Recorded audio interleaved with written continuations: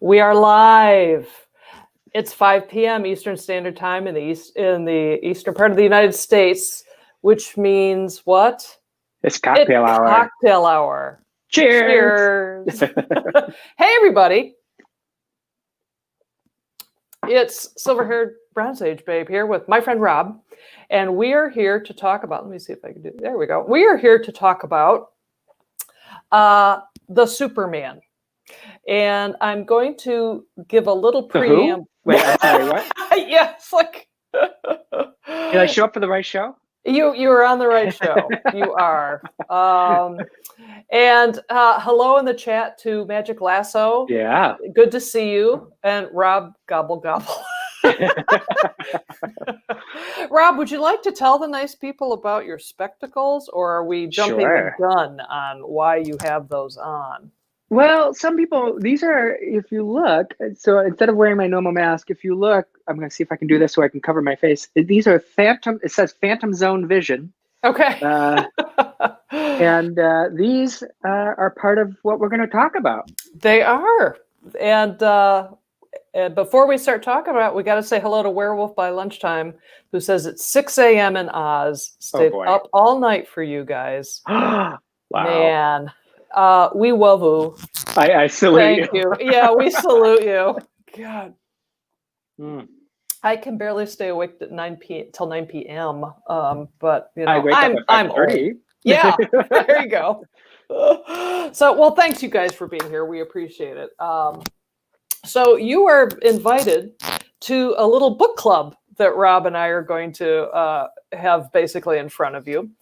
As way of introduction of how we got onto this subject, at some point during the early part of lockdown in COVID last spring, Rob sent me an email and said that he had been rereading Secret Origin.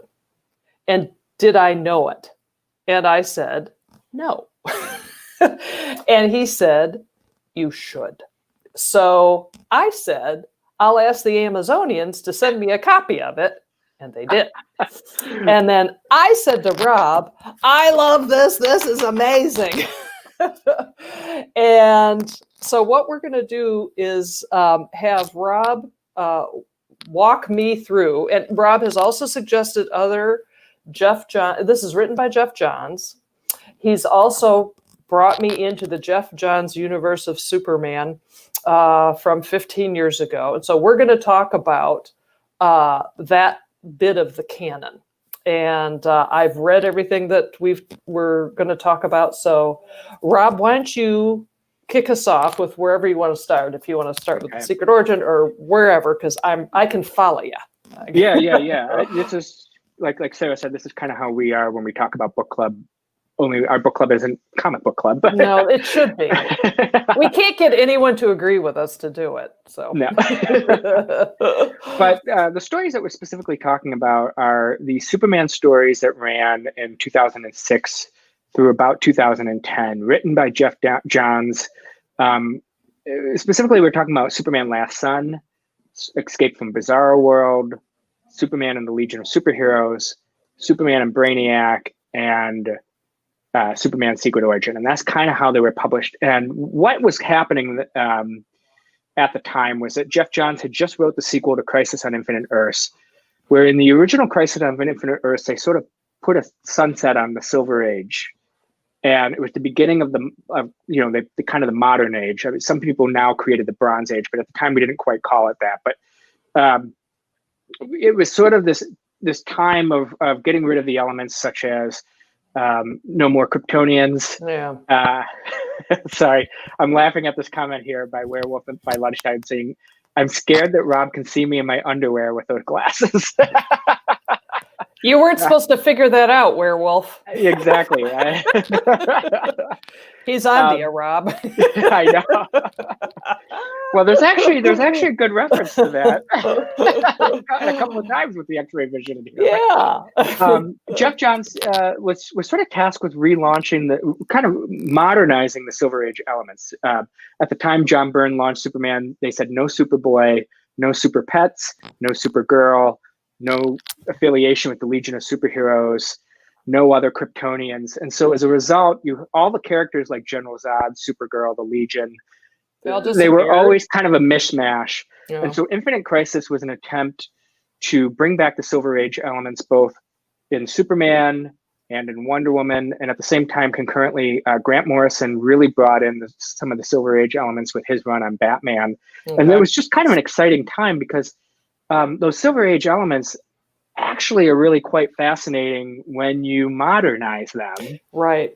And so what really got me to read Secret Origin back at the beginning of the pandemic was I had watched the State of the Union address with the President of the United States, where he, during the State of the Union address, it was very much like a reality show where there are prize giveaways. So he gave a little girl a scholarship. He gave a Toxic Toxo host a Medal of Freedom. He gave, I think, a pardon to somebody, right? Or he had just pardoned somebody, criminal reform and all that kind of stuff. And it reminded me of Superman Secret Origin, where Lex Luthor thinks that he is, and in DC Universe, Lex Luthor at one point 20 years ago was president of the United States. Yep. But he thinks that he is a stable genius. He has his, and if we learned anything from the Richard Donner films, he has his weird real estate schemes. Yeah. So,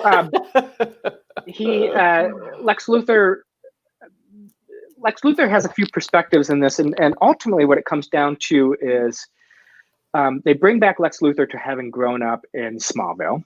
Yeah. And one of the things I thought was fascinating is that his beef with Superman is sort of, how dare you say that, how dare you make everything equal for everyone? Because I worked my ass off with my genius to bust out of this small town. Right. And I've built this empire, I've built this business, and I'm, and these people love me and they should revere me, and I'm the smartest in the room. And then here you come along with your powers, you foreign alien. Yeah. And you make everyone cry out for help instead of having some self-reliance, which this is the first time I've really seen Lex Luthor sort of have that perspective. Mm-hmm. Or have any perspective other than, aha. I'm smart. Yeah, exactly. You're right. Yeah.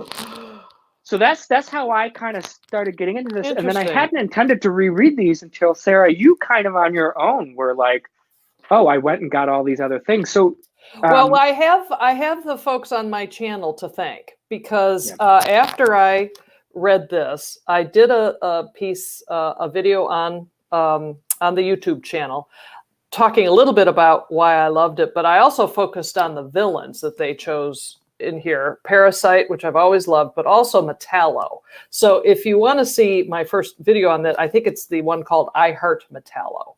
Yes. And I think you published it like back in May. Yeah. And because I went to my collection and I dug up Metallo and I had a great old time. But in the comments back on that, people in the community were like, well, if you like that, you really ought to check out Boom, Boom, Boom, Boom, Boom. And so I had ended up getting the Bizarro one, which we can talk about, and the other two. And I just got the Last Son stuff like a couple weeks ago and have been pouring into that. So yeah, it really is new to me. But as a Silver and Bronze Age reader, and also huge fan of the Richard Donner movies, this is like coming home. I mean, I'm amazed by it, and I'm curious what other people think about it. Maybe it's an age thing, and what the reaction to certain elements of it were back then. So yeah, that's how we started this little thing. So Rob, do we want to? Yeah, one thing I would say, kind of building onto it, is that it kind of kicks off with Geoff Johns and Richard Donner working on a few story arcs together. Richard Donner, of course, was the director of Superman 1 and then partly Superman 2. Geoff Johns grew up in where Sarah and I live in the Detroit area. He went to Sarah's alma mater. Michigan And State. I went to the other school Yeah, where yeah. Brad Meltzer went. Um, and Geoff Johns would go to work on Richard Donner's film The Conspiracy Theory with Mel Gibson, and so they team up to kind of launch this post-Infinite Crisis modernization of Superman, again, of these Silver Age elements. And I got to be honest, I read these and loved them, again, 10 years ago, based on when they were published. And they were published at kind of an erratic publishing schedule. Like the original... I was going to ask you about this. You had to wait like a year and a half or something to get the finale? Yeah. So is that right? Yeah, you can see that like it kind of jumps in numbering. This is partly why I didn't pick this for when we did the We Got the Runs. This annual came out in 2007, was sort of a filler between the penultimate chapter and then the conclusion. And then this didn't, like it was a whole nother annual, a whole nother year later when the conclusion of Last Sun came out. And so it was sort of a little bit inconsistent. And so I loved it. I did love it. And I knew I was reading something of quality then, but rereading it just now all this week, certain themes have come up. And I will say this, if you like those Superman movies, yes, I would say All-Star Superman is the best Superman story, but that's not what I would give somebody if they were coming into a comic book store or they said, I want to read more about Superman. That's a little bit more of a graduate level Superman. Yep. I really think the Geoff Johns run of Superman is what I would recommend giving to everyone. And it's truly the whole arc, not just the individual stories, but I think if you just read this whole arc together, when I was growing up, Superman, it was not cool to like Superman. No. Especially in the 90s, but I'm sure you probably had something similar where, he was always seen as square or, what have you. In your day, the Marvel kids were always the cool ones. Oh, they right? were the cool ones. Yeah, Stan Lee's soapbox. And it's like, I don't understand what you're saying. And we kind of were able to save ourselves a little bit when the Superman, the movie came out, the Richard Donner film.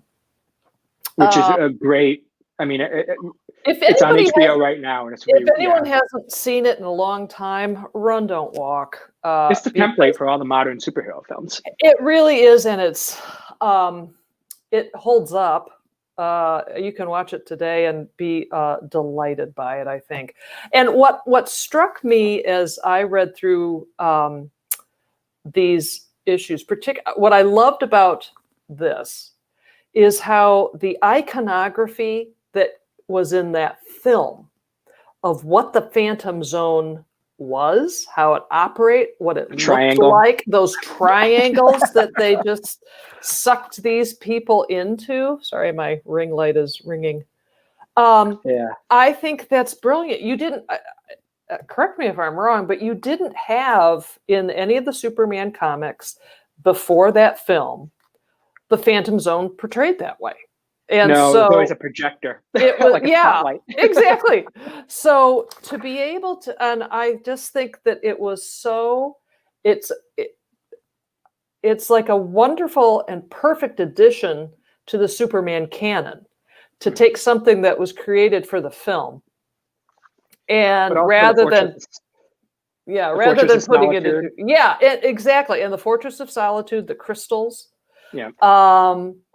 And all that. So reading this for me was just like, oh my God, you get what was so special visually about the story. And it's part of the canon now. You know what I mean? And so can I tell you that the Last Sun, that was just so aha to me. It's like, it never occurred to me because I always had in my head, oh yes, Kal-El, Last Son of Krypton. It's like, wait a minute, there are more Kryptonians. And who says one of them can't have a kid? So I thought it was really brilliant and very emotional in this story about who the last son of Krypton really is and what happens to the kid and Superman's relationship with that kid. I thought this was fantastic. I just Yeah, was so all over it. And by the way, I just want to frame this cover. I just think it's beautiful and it's perfect.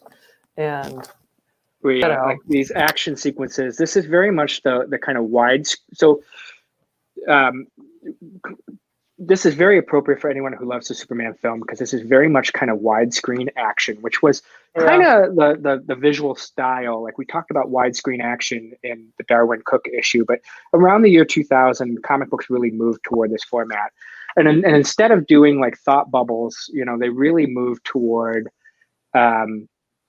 narrations. But what Geoff Johns cleverly does is I think he's preparing himself for a Hollywood career, because he never uses narrations in these stories. But to kind of summarize, what happens in Last Son is that a Kryptonian boy arrives on Earth and Superman discovers him.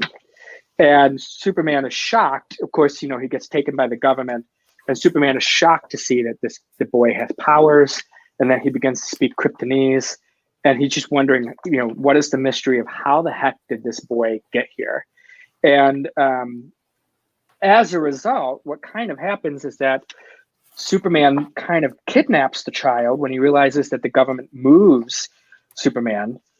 He gets angry that they took the child without his knowledge, and he immediately feels protective to this. And he, like I said, he kidnaps the child, and then he shows up and he says to his parents, you took a young boy in, you created an identity for him. I want you to tell me how you did it. Yeah. And so he and Lois begin to adopt. It's like, how do we do the parent thing? Exactly. Oh no. They adopt a young boy. Lex Luthor takes the opportunity to say, well, I thought you were the last one. There are others. And what happens is General Zod, Ursa, and Nan, the three Kryptonians from Superman 2, leave the Phantom Zone. They come to Earth, and it presents an alien invasion. They immediately say to Kal-El, why have you not made Earth New Krypton? Why are you with these barbaric backwoods people? And so it's an alien invasion. And what I loved about it, just a few little things, if I may, what Geoff Johns does really well in this run is that he's discussing the themes of fathers and sons, and it continues later with Brainiac and the death of Jonathan Kent. Not a spoiler. I mean, it's some continuity is alive, some continuity. Right. I've seen Jonathan Kent die as much as I've seen him die as much as the Waynes. And he also he does this deepening characterization where everybody is either trying to define Kal-El, Superman, Clark, and if you're at the Daily Planet, Kent, right?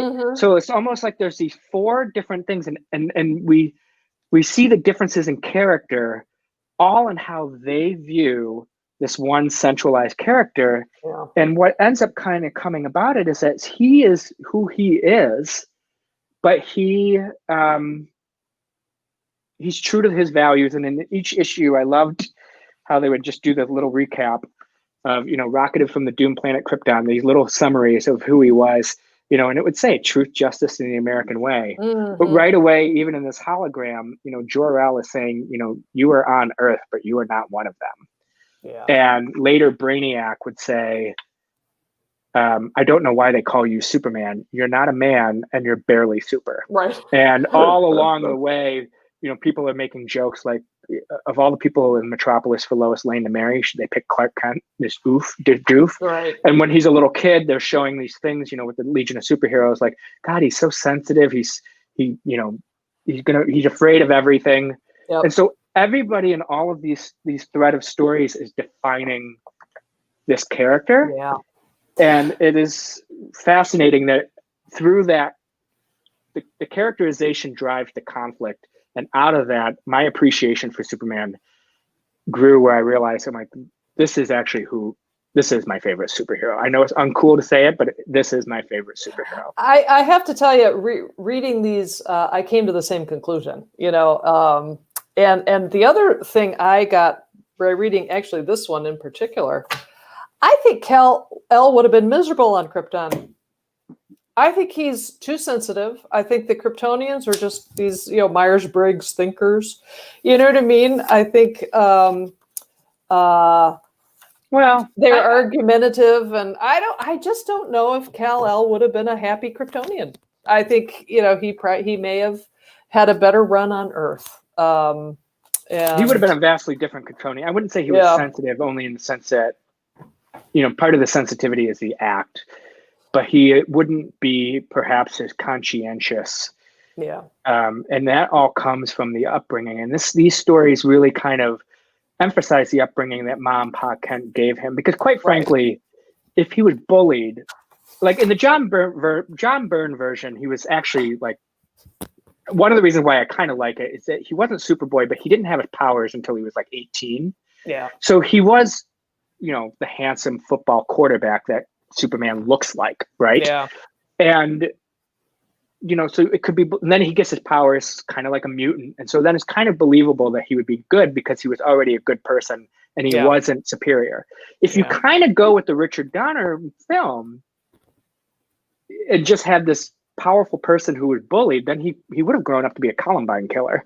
But what Geoff Johns does is says, no, there were these other factors that play into it. And he reintroduces the Legion of Superheroes. Yeah. And he gives them something to do. How do we want to do this? Should we just start talking about what we loved about Last Son, or?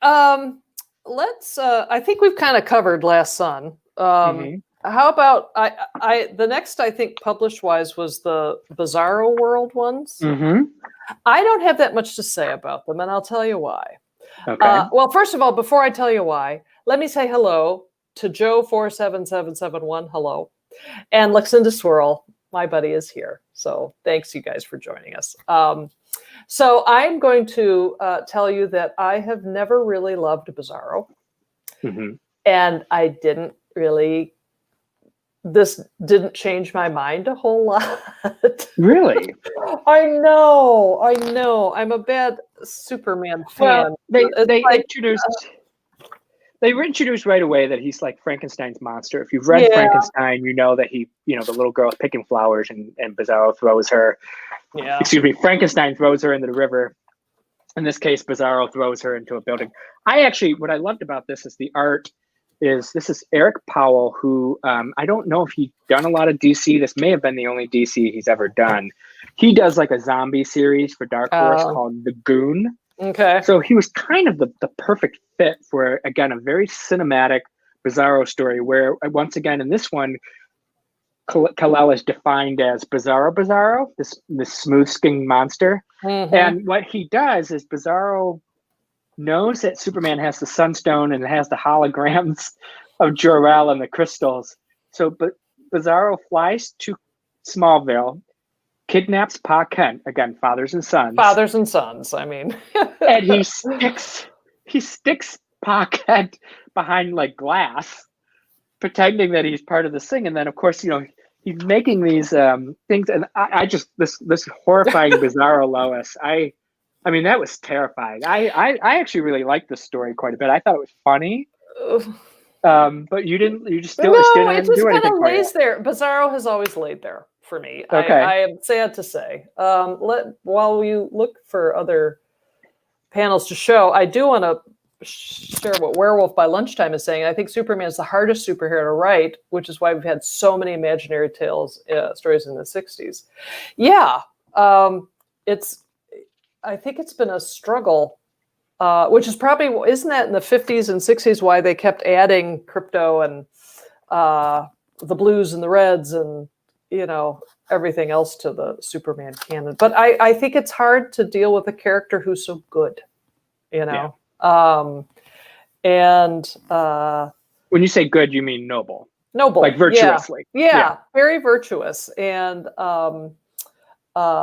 it's hard, I think, in these times that we live in now to let yourself sink into that kind of innocence and that kind of optimism. And I came away from reading this whole batch thinking, well, this is a post 9/11 look at Superman. This is how,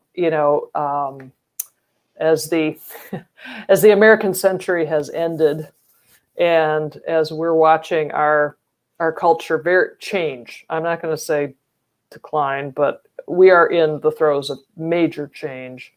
To go back to something like the myth of Superman, where it's very positive and it's very hopeful. I've decided I'm not going to be embarrassed by the goody nature of that. Right. Because why, shouldn't we all be doing that and saying that and feeling that and behaving that way?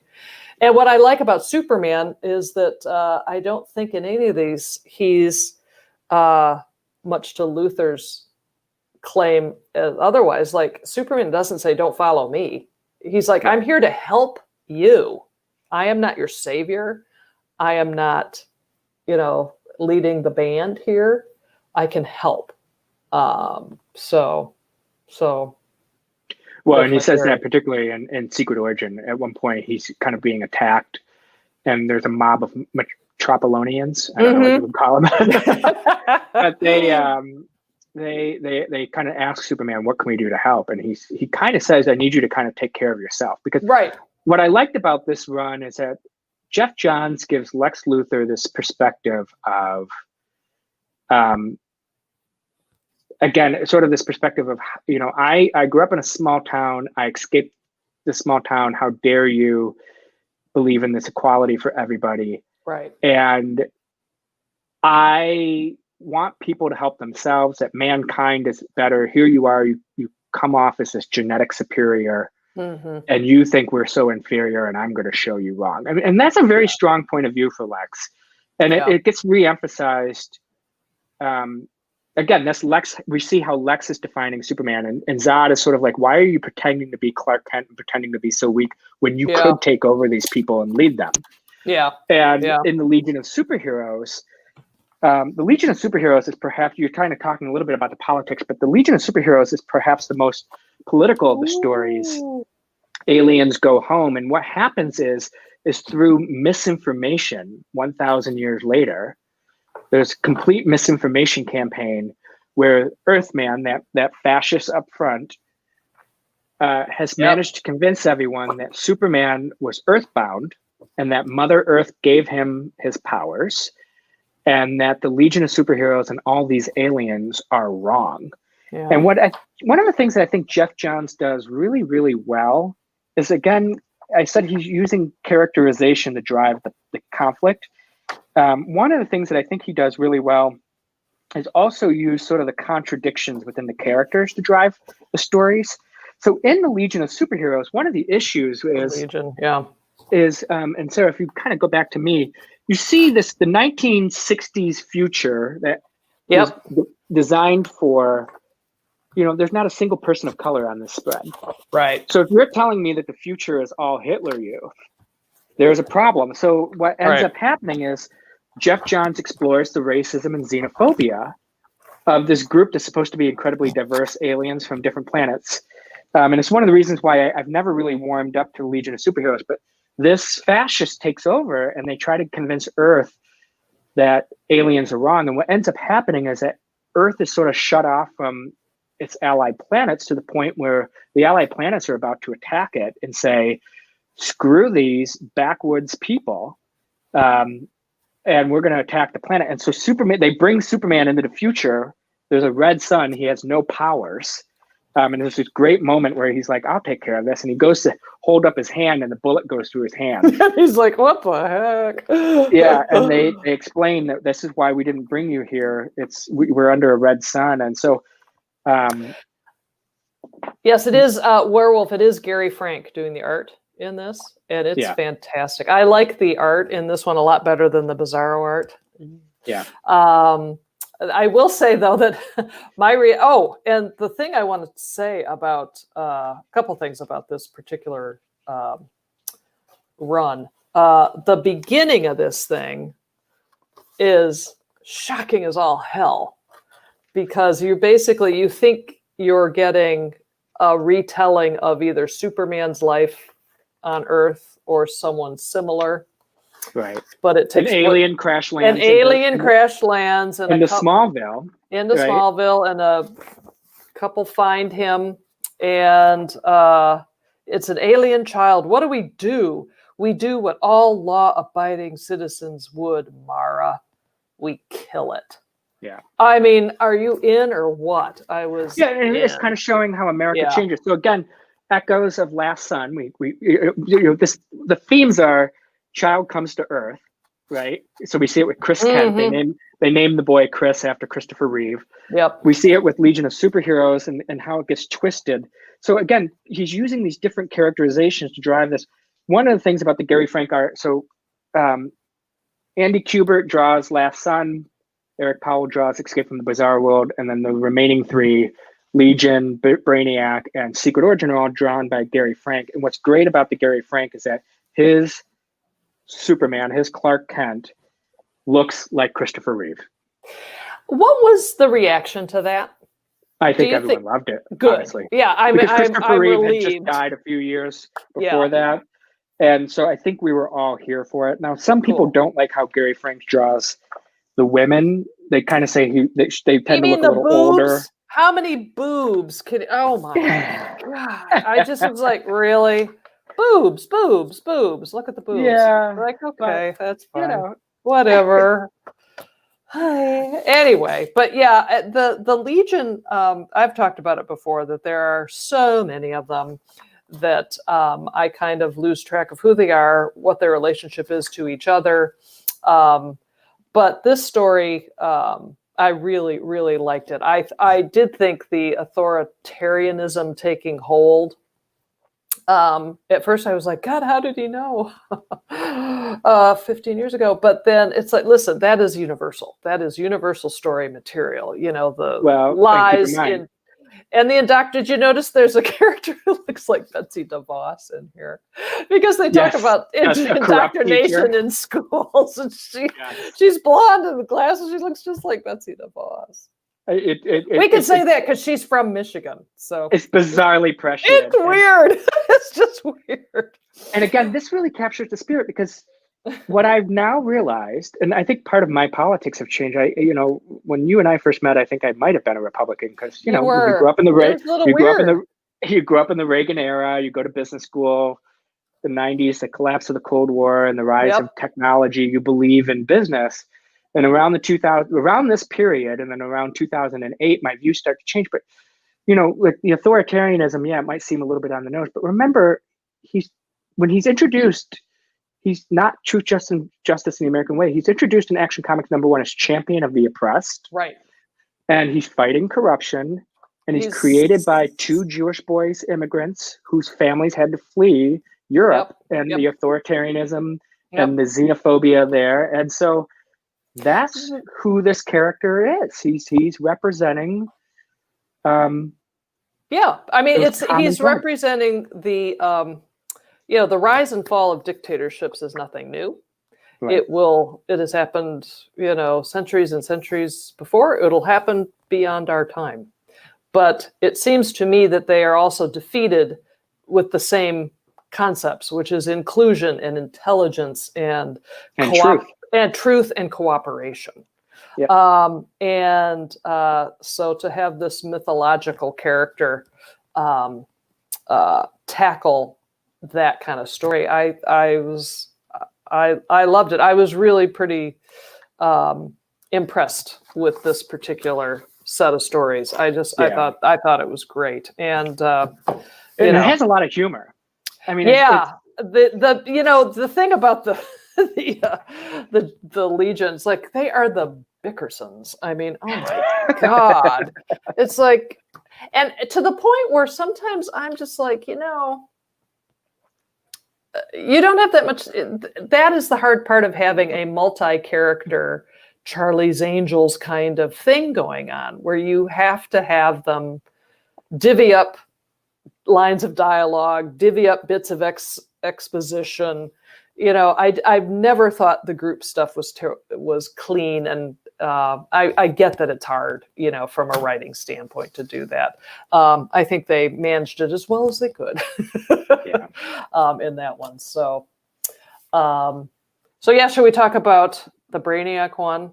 Yeah, again, you Because look at this cover and you just see Christopher Reeve there. yeah, oh my Um, goodness, just and I think the reaction was pretty positive because I still think he will always be my Superman. The way Christopher yeah. Reeve portrayed the difference in Clark Kent, and they play with that quite a bit in here, where Mm-hmm. Clark really plays up the oaf, the clumsy.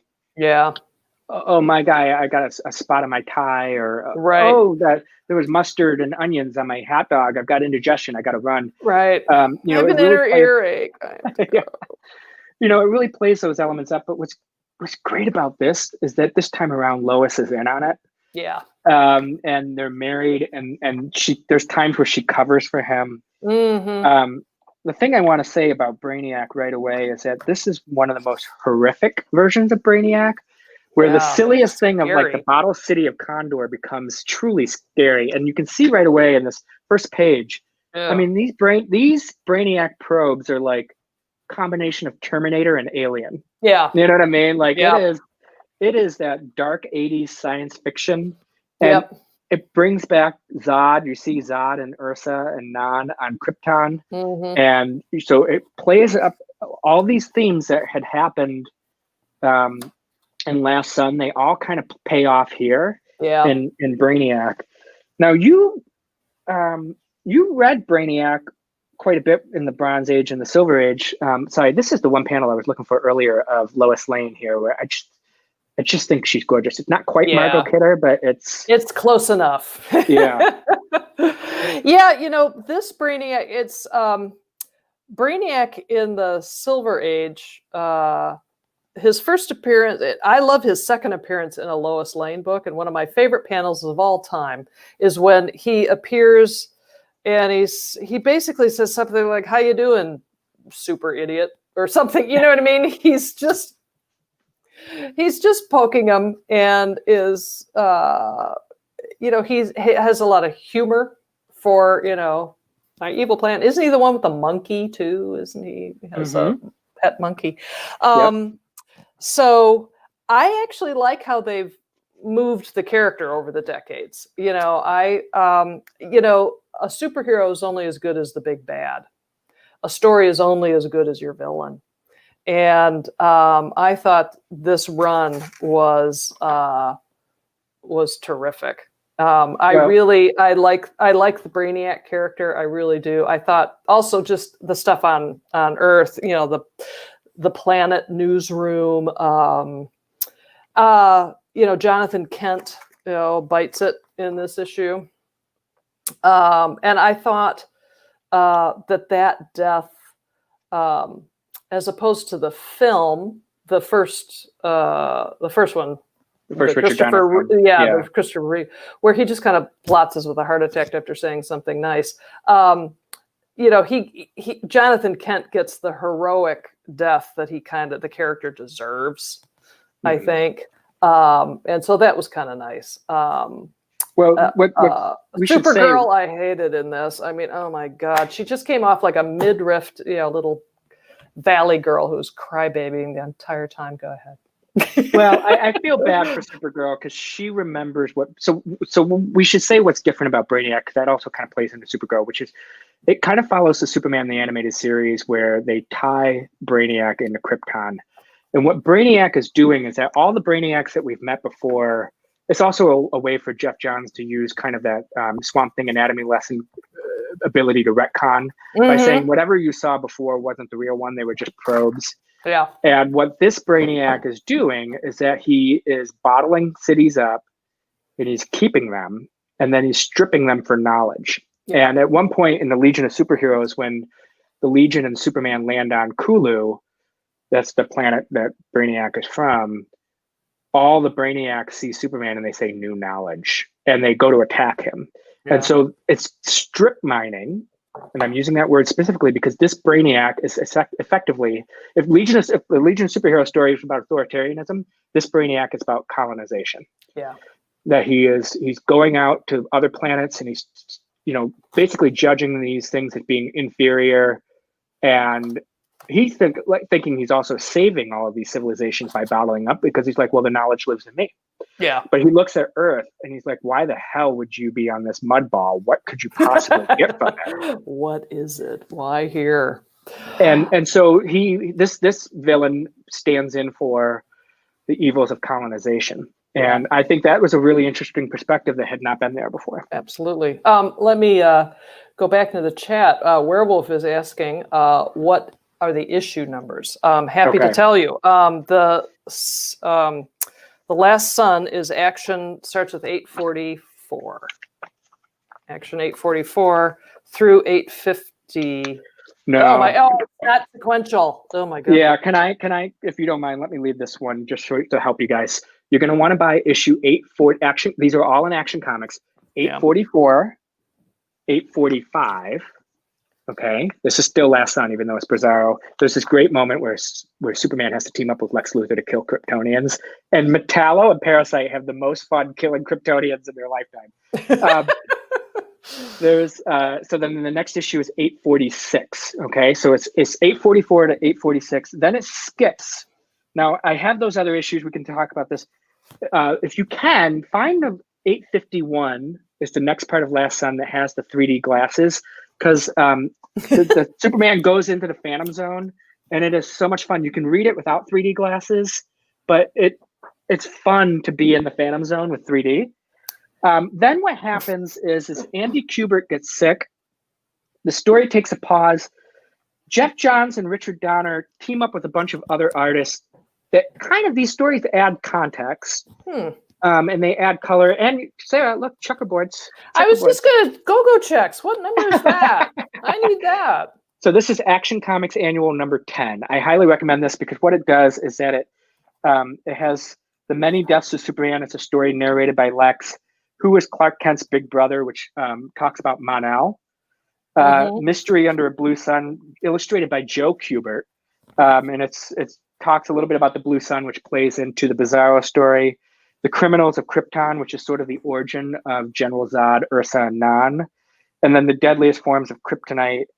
And then there's some like Phil Jimenez does a great spread on the Fortress of Solitude, which, I'm kind of a sucker for those kind of things. If you're in the D&D and you love your no, I gotta get that. I gotta get that. Yeah. And then there's Superman's top 10 most wanted villains, and they just give you one panel thing. So this is I would say this should be in part of the collection. But the story ultimately concludes in Action Comics Annual number 11. You'll notice that it's English up top, Kryptonese on the bottom, including in the pricing. And so it concludes here. So that is all Last Sun. Okay. 844 to 846, 851, Annual 10, Annual 11. Now, Escape from Bizarro World is It's sequential. only 3, 855, 856, and 857. That was easy. And then the Legion one is also sequential, 858 through 863. Yes.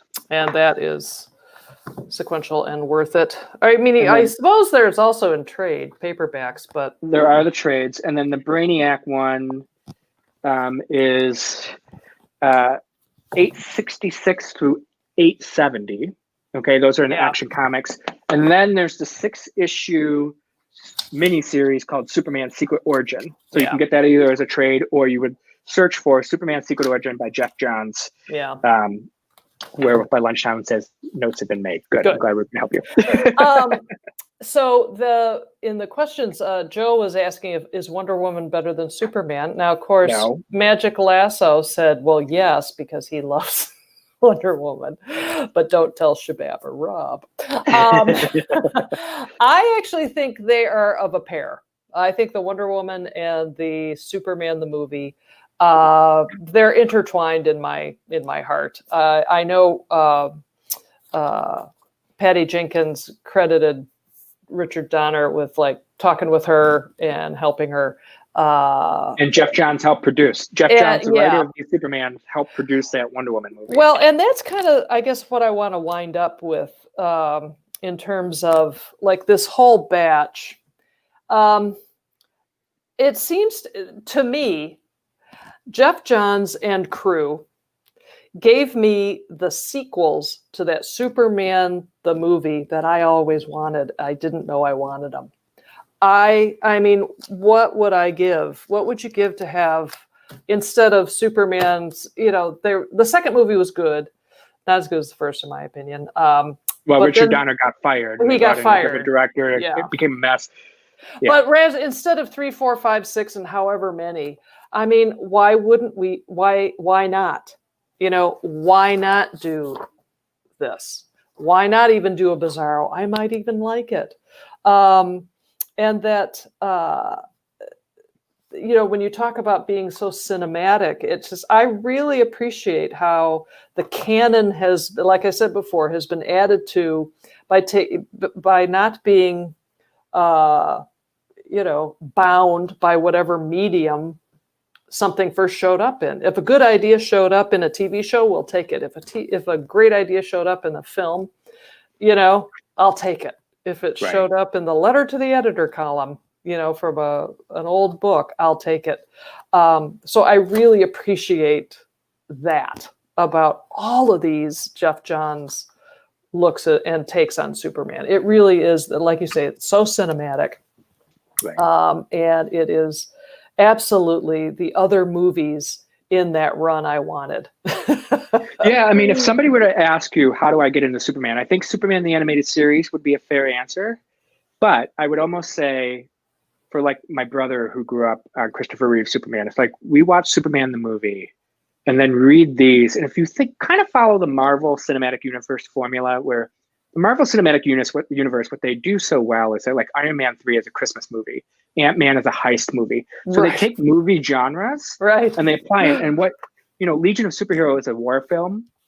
Yes. Brainiac is like a prison uprising film. Yeah. Escape from Bizarro World could also be your uprising film, but it's your Frankenstein horror film. Yeah, it's a horror film. Yeah. And Last Son is your kind of classic alien invasion story. Mm-hmm. And so you're able to, you do your Superman origin story with the film. And then if you send your readers into these stories, you're getting, again, at the heart of what this character stands for. Yeah. In part because of all the characters around him try to define him. And then in the entire time, he's sort of like, nope, I'm for everyone. Yeah. And in fact, that's the one thing I want to go back to, because it was a moment that just stood out to me in that Legion of Superheroes. And I'm kind of spoiling the story a bit. But what happens is I mentioned that it's a red sun. So Superman has no power. So at one point, they finally get the sun fixed, and he's fighting the villain. And what he ends up doing is he gets his powers back, and the people are stunned to see that Superman has returned to the present time. And what happens is this great moment where he's falling, and the sun is yellow. Yeah. And then he suddenly, it's this great cinematic moment where you can almost just hear the sound go. He's hovering above the ground. Yeah. And he later says, I'm for everyone. Yeah. And this panel actually haunted me. So this was published in 2008. Mm-hmm. And in 2012, Orson Scott Card, who's a science fiction writer, he's kind of known for anti-gay views. They were going to let him write Superman, and everyone balked. And I remember getting on Twitter, and I posted that picture where Superman says, I'm for everyone. Nice. And I remember saying, and somebody from Stanford University was writing about this, and they're like, can I talk to you? And I think I have a quote somewhere out there. But nice. You say it comes out there. But I was saying, like, Superman is for everyone. He is the champion of the oppressed. And you can't have a writer like Orson Scott Card writing this character. You have to have writers who understand what this character is about, that it's about progressive ideas, and that is what America is about. And even this summer when a former Superman actor, who ironically, I'm going to share this, when I was a kid, I didn't think I'm embarrassed to say that I at the time I said, oh, he's too Asian to play Superman. This is Dean Cain, who's part Hawaiian. But Dean Cain was on Fox News this summer. He's now joined the police force. And he said, well, I wouldn't be allowed to say truth, justice, and the American way anymore. And the Fox News bimbo was like, you're right. Well, no, in every single issue, they say truth, justice, and the American way. Yeah. And again, I think I tweeted to Dean Cain and I said, Superman is for everyone. Yeah. And yes, it's an American idea, but America is a melting pot itself. Mm-hmm. And we need to live up to the ideals of Superman. We haven't always. We've managed to vote in crooked real estate developers like Lex Luthor. Well, and I think on a personal level, I've seen some great stories on the YouTube from members of the community who really connect with the Superman character on a deeply personal level, and people have really moved me with what they've said about the character and how it helps their family, how it helps them in times of crisis. And I think that's fantastic. I mean, that's why not? It's literature, it's art, it's mythology. It's American mythology. It's American art. Yeah, it is, and it's jazz, Broadway musicals, and comic book superheroes. Comic book superheroes. That's where we are. So, Werewolf is asking if we've been to the Superman Museum. I don't know what that is. What is that? Either. You have to tell us. I think it may be in Metropolis, Illinois, but oh. Well, this whole thing is, I said to Rob before we started, it's like, I have a large Superman collection from 59 to 79 and other stuff in between and all that. But it was only recently reading these things that it's like, God, I'm seeing him for the first time. Sometimes there's a difference between what you collect and what you read and what you get from what you collect. And it makes me happy that I have up in the attic, 20 years worth of Silver and Bronze Age Superman, because he's up there, he's in this, he's in these things, and he's a character. I didn't used to brag to people that, oh yeah, I collect Superman comics. I used to be like, hey, I collect Superman comics. But now, you bet your ass I collect Superman comics. Thank you very much. Well, Rob, thank you for this. Thank you for dragging me into the 21st century. And as I'm usual, glad you like them. I love them. I absolutely adore them. I'm so glad I have them. They are going to be a treasured part of the Fortress of Solitude library, and I have a feeling I shall be returning to them many times. And and thank you all. So the Superman Museum is in Illinois. Well, hey Rob, we don't live that far from Illinois. You're right. If we ever get to leave our houses, maybe you and I should go to the Superman Museum. I would do that with you. Oh, that would be fun. That would be fun. That would be fun to film and share. Oh my God, yes, that would be. So me and my friend Rob we're going to be back in 3 weeks to talk about, wait for it, Wonder Woman. Yes, we are going to talk about Wonder Woman, and in preparation for the movie that I don't know when it's going to may come out. Who knows? But it's high time we talk about her. Because I have a feeling we both have stuff to say about her. So, and I kind of wish Magic Lasso could join us. I hope he will be able to, at least in the chat. But I mean, I wonder if Magic Lasso would want to come on. Yeah, if you would like to come on and be added into this chat, we would love it. Please think about it, and I will reach out to you privately to beg you to in person, but quietly. So that would be fantastic. All right, Rob, thanks again. Thank you, everybody in the chat. This was great. Thanks for joining us for Cocktail Hour, because, what me and my friend Rob, that's what we like to do, 5 o'clock, talk about comics and drink beer. So, yeah. All right. Until next time, everybody. See ya. Bye.